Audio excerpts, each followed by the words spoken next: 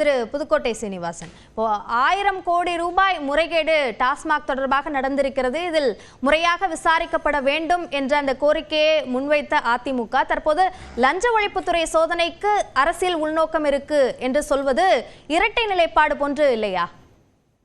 வணக்கம். அதாவதுங்க 6 மணி நேரம் விசாரணை நடத்தி இருக்கிறாங்க. இந்த நிர்வாக இயக்குனர் விசாரணை வச்சு 6 மணி நேரம் விசாரணை நடத்தி அதுல அந்த மதுபான கொள்கைகள்ல நிறைய முரண்பாடு இருக்குது, பிரச்சனைகள் இருக்கு, ஊழல் இருக்குன்றத அவங்க ஒரு சந்தேகத்தோடு யூகத்தோடு அந்த வழக்கை போட்டிருக்கிறாங்க. இதுல பணியாளர்கள் இடமாற்றம் சம்பந்தமா நிறைய முறைகேடு நடந்திருக்குது. அதற்கு பிறகு ஒப்பந்தங்கள்ல அந்த உரிமம் வழங்குறதுல நிறைய முறைகேடு இருக்குன்று ஒரு 1000 கோடிக்கு மேல அவங்க ஒரு வழக்குக்கு அந்த தொடர்பை கொண்டு வர்றாங்க. அப்படி வருகின்ற அந்த சூழ்நிலையில் இது தொடர்பா வெளியில இருக்கிற திடீர்னு ஒரு திரைப்படம் 500 கோடி அளவுல ஒரு ப்ரொடியூசர் உருவாகிறாரு. அப்ப இந்த பணத்திற்கும் அதற்கும் ஏதாவது ஒரு தொடர்பு இருக்குமா? இந்த மாதிரி பல சந்தேகங்கள் அமலாக்கத்துறை ஏற்பட்டு இன்றைக்கு பொது வெளியில என்ன பேசுறாங்க, ஊடகங்கள்ல சமூக வலைதளங்கள்ல மக்கள் இவங்கெல்லாம் உட்கார்ந்துகிட்டு அழகா சொல்றாங்க ஏதோ ஊழலுக்கு அப்பாற்பட்டு அப்படின்னு சொன்னீங்க, அப்புறம் கொண்டு வர்றாங்க அப்படின்னு சொல்றீங்க. இதுக்கான அர்த்தம் என்ன சார்? இல்ல, அதாவதுங்க ஆதாரங்களை அவங்க எடுத்துட்டு போயிருக்கிறாங்க. அமலாக்கத்துறை கிட்டத்தட்ட மதுபான பிரச்சனைகள்ல டாஸ்மாக் நிர்வாகத்துல ஊழல் நடந்திருக்குங்கிறத உறுதிப்படுத்திருக்கிறாங்க. இது எதிர்கட்சிகள் சட்டப்பேரவையில கேட்கிறப்பையும் இவங்கள்ட்ட பதில் இல்ல, மக்கள் தளத்துல பேசுறப்பையும் எதிர்கட்சிகள் பேசக்கூடாதுன்னு நினைக்கிறாங்க. இவங்க ஊழலுக்கு அப்பாற்பட்ட கட்சியா தன்னை நிலைநிறுத்தணும் அப்படின்னு பாக்குறாங்க. அதோடைய தொடர்ச்சி திமுக அரசின் மீது ஊழல் சாயம் படிந்து விடக்கூடாது. அதனால அதிமுக இன்னைக்கு திடீர்னு ஒரு பிரச்சனையை கிளப்புறாங்க. இவங்க லஞ்ச ஒழிப்புத்துறையை ஒரு கருவியா பயன்படுத்தி அதிமுக காலகட்டத்துல பதிவு செய்யப்பட்ட எஃப்ஐஆருக்கு திமுக ஆட்சி காலத்துல ஏன் பதில் சொல்லணும்னு கேக்குறாங்க. இல்ல, இந்த ஆட்சியில மதுபான ஊழல் இப்ப நடக்குது. கரண்ட்லி 21ல நடந்ததுன்னா அது 21ல அதிமுக ஆட்சியில குற்றம் செஞ்சு அவங்க நீதிமன்றத்துல போய் அப்போ பதிவு செய்யப்பட்டது. இப்ப முறைகேடு அதாவது எல்லா வழக்கும் முதல்ல சரவணன் சார் சொன்னார் பாருங்க, விஜயபாஸ்கர் சொன்னாரு, எல்லா முன்னாள் அமைச்சர்கள் மீது வழக்கு போட்டிருக்கிறாங்க. அந்த வழக்க நீதிமன்றத்துல அவங்க முறைப்படி சந்திக்கிறாங்க, வாய்தா போயிட்டு இருக்கிறாங்க. அதனால அதிமுக போட்ட வழக்கு அதுவும் இதுவும் ஒண்ணு அப்படின்னு முடிச்சு போட பாக்குறாங்க. இப்ப நடந்தது ஊழல் நடந்ததா இல்லையான்றத மக்கள்கிட்ட இவங்க எடுத்து சொல்ல வேண்டிய கடமை. சார், இந்த சோதனை அந்த எஃப்ஐஆரின் அடிப்படையில் நடக்குதுன்னு சொல்றாங்க. அப்போ அந்த சமயத்துல யார் பொறுப்பில் இருந்தவர்கள் என்ற அடிப்படையில் தானே இருக்கணும். அப்போ இப்ப சோதனை நடத்தி திமுக முறைகேடு செய்தது போன்ற உருவகத்தை ஏற்படுத்த முயற்சிக்கிறாங்க என்றார் அமைச்சர் முத்துசாமி.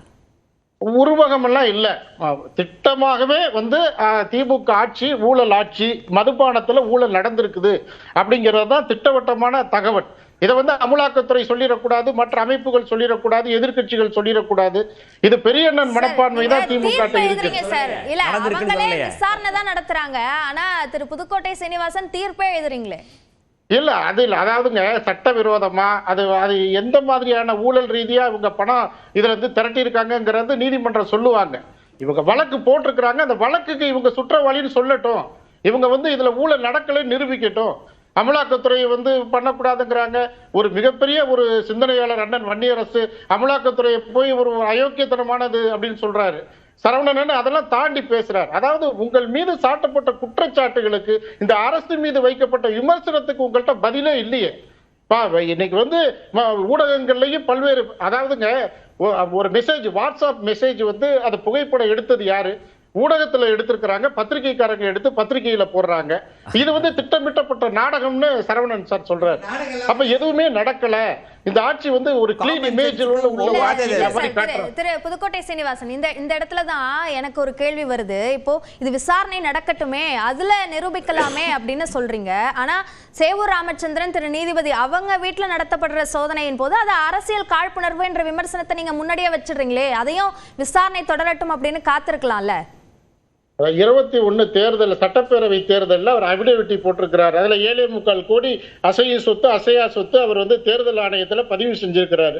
இப்ப இவங்க சொல்ற அந்த வித்தியாசம் 1 கோடிக்கு மேல அவர் சொத்து சேர்த்துட்டாரு சொல்றாரு. அதாவது வணிக ரீதியா வந்ததா சட்டவிரோதமா வந்ததாங்கிறத அவங்க நீதிமன்றத்துல அந்த வழக்கை அவங்க சந்திப்பாங்க, அதை வெளிப்படுத்துவாங்க. ஆனா இந்த அரசின் மீது வைக்கப்படுகிற குற்றச்சாட்டுகளுக்கு இவங்கள்ட்ட பதில் இல்லை. அதிமுக என்ன பதில் சொல்றாங்கன்னு கேளுங்க. அதிமுக மேல வழக்கு போட்டிருக்கோம்னா இது வந்து ஒரு அரசியலுக்காக தேர்தல் வருது.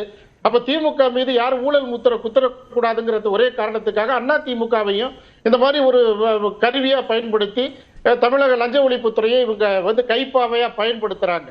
அப்ப இந்த அரசின் மீது மக்களுக்கு ஒரு மிகப்பெரிய ஒரு அவநம்பிக்கை ஏற்பட்டு இருக்கிறது. ஊழல் புறையோடி போயிருக்கிறது டாஸ்மாக் நிர்வாகத்துல. இன்னைக்கு வந்து பாட்டிலுக்கு மேல காசு இது பண்றாங்க. இப்ப அந்த கணக்கெல்லாம் அவங்க ஆய்வு செய்யறாங்கல்ல. அப்ப வந்து திடீர்னு இந்த முதலமைச்சருடைய மிகப்பெரிய நிழல்னு சொல்லக்கூடிய சில நபர்கள் பெயரை பயன்படுத்துறாங்க. அந்த நபர்களுக்கு இப்படி பணம் வந்து எப்படி வந்துச்சு, அவங்க எப்படி உல்லாசமான ஒரு மிகப்பெரிய மாய ஜாலத்தை படைக்கிறாங்க. அப்ப இந்த மாதிரி ஒரு சந்தேகத்துல யார் உங்களுடைய கதையா கற்பனையா எந்த ஆதாரத்தில் இப்படிப்பட்ட அவதூறுகளை அள்ளி வீசுகிறீர்கள்? நீங்க பத்திரிகையை பாருங்க, பத்திரிகை ஊடகங்கள்ல ஒரு செய்தியை பாருங்க.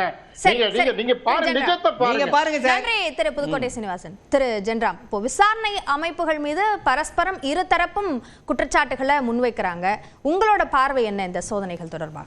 நீங்க இரண்டு விசாரணை அமைப்புகளையும் ஒரே சமயத்துல ஒன்றோடு ஒன்று ஒப்பிடக்கூடாது அப்படிங்கிற எண்ணம் கொண்டவனாக நான் இருக்கிறேன். ஏன்னா அமலாக்கத்துறையையும் லஞ்ச ஒழிப்புத்துறையையும் ஒப்பிடவே முடியாது. ஒன்றிய அரசினுடைய அதிகாரத்தையும் மாநில அரசினுடைய அதிகாரத்தையும் ஒப்பிட முடியாது. ப்ரிவென்ஷன் ஆஃப் மணி லாண்டரிங் ஆக்டுக்கு இருக்கக்கூடிய அதிகாரங்களையும் ப்ரிவென்ஷன் ஆஃப் கரப்ஷனுக்கு இருக்கக்கூடிய அதிகாரங்களையும் அந்த ஆக்டுக்கு இருக்கக்கூடிய அதிகாரங்களையும் ஒப்பிட முடியாது. ஒன்று பெரும் பெரும் அதிகாரங்களை கொண்ட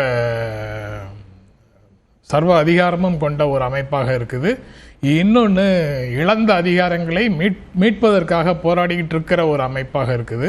இந்த இரண்டையும் ஒன்றுபடுத்த முடியாது, ஒப்பிட முடியாது. அப்படி ஒப்பிடுற ஒரு நிலை வந்தால் அதுக்கு என்ன பொருள்னு நான் நினைக்கிறேன்னா, அமலாக்கத்துறை முறைகேடாக பயன்படுத்தப்படுகிறது என்ற ஒரு குற்றச்சாட்டை நீர்த்து போக செய்வதற்காக அதோடு சேர்த்து இன்னொரு அமைப்பையும் சேர்த்து அங்கே கொண்டு சேர்த்து கொள்கிறோம் அப்படின்னு நினைக்கிறேன். அதனால் இரண்டையும் ஒப்பிடவே முடியாது. நான் புரட்சி கவிதாசன், முன்னாள் தோழர் புரட்சி கவிதாசன் சொன்னதையும் புதுக்கோட்டை சீனிவாசன் சொன்னதையும் முழுமையாக நம்புறதுக்கு விரும்புகிறேன். அமலாக்கத்துறை வந்து அப்பழுக்கற்ற ஒரு அமைப்பாக இருக்க வேண்டும், இருக்கும் என்று நம்ப நினைக்கிறேன். ஆனால் புதுக்கோட்டை சீனிவாசனே சொன்ன மாதிரி செய்திகளின் அடிப்படையில் சில விஷயங்களை பார்க்கும்போது அந்த நம்பிக்கை எனக்கு வரமாட்டேங்குது. அந்த செய்திகள் என்னங்கிறத ஏற்கனவே கோடிட்டு காட்டியிருக்காரு சரவணன். இன்னும் சில விஷயங்களை கோடிட்டு காட்டியிருக்காரு தோழர் வன்னியரசு. அதை நான் இன்னும் கொஞ்சம் அழுத்தமாக அதை பற்றி பேசணும்னு நினைக்கிறேன். அங்கித் திவாரி அப்படின்னு ஒரு அதிகாரி, இடி அதிகாரி, ஒரு 20 லட்சம் ரூபாய் லஞ்சம் பெற்றதாக லஞ்சம் பேசிட்டு அதுக்கான பணத்தை வாங்கிக்கிட்டு இருக்கும்போது அவர் கைது செய்யப்பட்டார் டிசம்பர் 2023. அதாவது மணி லாண்டரிங் அல்லது சட்டவிரோதமாக பண சர்க்குலேஷன் இதையெல்லாம் தடுப்பதற்காக இருக்கக்கூடிய ஒரு துறையில் இருக்கக்கூடிய ஒரு முக்கியமான அதிகாரி அவர். அதுக்கப்புறம் கர்நாடகாவில் முரளி கண்ணன் மிட்டல்னு 2 பேர், கல்லேஷ்ங்கிறவர் வந்து முதலமைச்சர் சித்தராமையாவுக்கு எதிராக ஒரு ஸ்டேட்மெண்ட் கொடுக்கணும் அப்படின்னு கட்டாயப்படுத்தப்பட்டதாக ஒரு புகார் கொடுத்தாங்க. அதில் அவர்கள் மீது வழக்குகள் பதிவாச்சு. அவங்களும் இடி ஆஃபீஸர்ஸ் தான். அதுக்கப்புறம் கேரளாவில் இப்போ சரவணன் சுட்டி காட்டிய மாதிரி எர்ணாகுளத்தில் சேகர்குமார்னு கொச்சி இடி அசிஸ்டன்ட் டைரக்டர்